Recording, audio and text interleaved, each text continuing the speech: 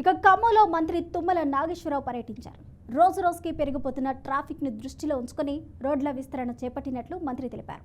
స్థానిక పత్తి మార్కెట్ నుంచి కాల్వడ్డు దంస్లాపురం వరకు 80 అడుగుల రోడ్డు నిర్మిస్తున్నట్లు చెప్పారు. రోడ్డు విస్తరణలో భాగంగా ఇల్లు స్థలాలు కోల్పోయిన వారికి ఇతర ప్రాంతాల్లో ఇల్లు స్థలాలు కేటాయిస్తామని మంత్రి తుమ్మల హామీనిచ్చారు. నగర మేయర్, నగరపాలక సంస్థ కమిషనర్, కార్పొరేటర్లతో కలిసి పత్తి మార్కెట్, దంసలాపురం ప్రాంతాలలో మంత్రి స్కూటీపై తిరుగుతూ ప్రజల సమస్యలను అడిగి తెలుసుకున్నారు.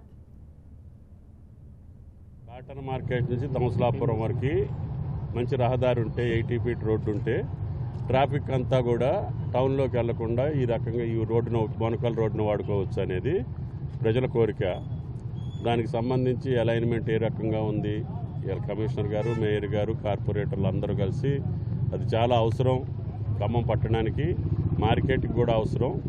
అదేవిధంగా ట్రాఫిక్ అంతా కూడా ఈ రోడ్డు మీదనే. అప్పుడు ఈ శ్రీనివాస నగర్ రోడ్డు వేసింది కూడా గతంలో నేనున్నప్పుడే ఈ రోడ్డు వేశాను.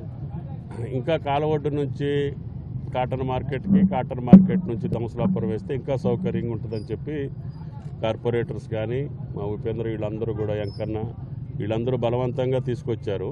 చూసాము.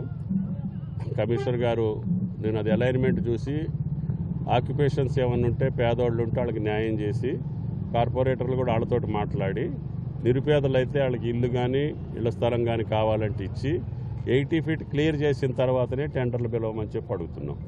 కాబట్టి కమిషనర్ గారు దాని మీద దృష్టి పెట్టి ఈ రహదారి నిర్మాణం పూర్తి స్థాయిలో క్లియర్ చేసిన తర్వాతనే వర్క్ స్టార్ట్ చేయాలి. ఈ సీజన్లోనే అయిపోవాలి. ఆ రకంగా దాన్ని అలైన్మెంట్ చూడటానికి వచ్చాము.